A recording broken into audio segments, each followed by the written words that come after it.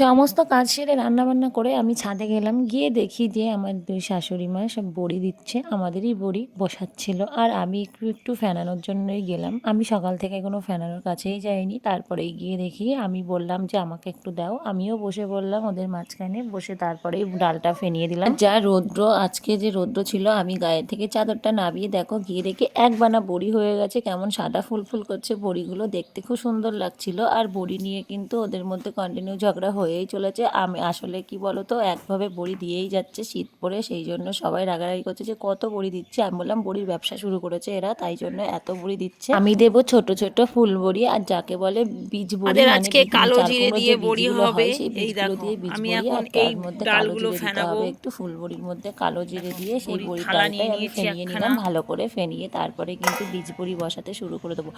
আমাকে ফার্স্ট বললো তুমি এই বড়িগুলো আগে দিয়ে নাও, তারপরে তোমরা আমরা একসাথে সবাই মিলে হাতে হাতে ফুল বড়ি দিয়ে নেব। আমি বললাম ঠিক আছে। আমি ওই বড়িটা ডালটাই ফেনাতে শুরু করলাম।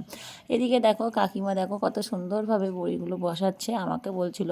আর সবাই একটু ইয়ার্কি মারছিল, বলছিল যে বৌমার নাক লম্বা, তাই আমরা লম্বা লম্বা করে নাক তুলে বড়ি দেবো, যেহেতু লম্বা লম্বা হয়। আমি বললাম বেশি নাক তুললে আবার নাকটা ভেঙে যেতে পারে, দিয়েও কিন্তু বানা ভর্তি হলো না। তারপরে সবাই ফুল বড়ি দেওয়ার জন্য প্রস্তুত। এই শাড়িটা পেতে নেওয়া হয়েছিল, তারপরে ছোট্ট ছোট্ট করে ফুল বড়ি দেওয়া হলো। অনেকটা সময় ধরে যে যার মতন করে দিচ্ছিল ফুল বড়ি। আর ফুল বড়িগুলো দেখতেও বেশ ভালো লাগছিল। দেখো বড়িটা দেখে নাও, সবার বড়ি দেওয়া কমপ্লিট। এদিকে ডাল ফেরানো, আর আমার জিমি সোনা তো রোদ পেলেই ঘুমিয়ে পড়ে।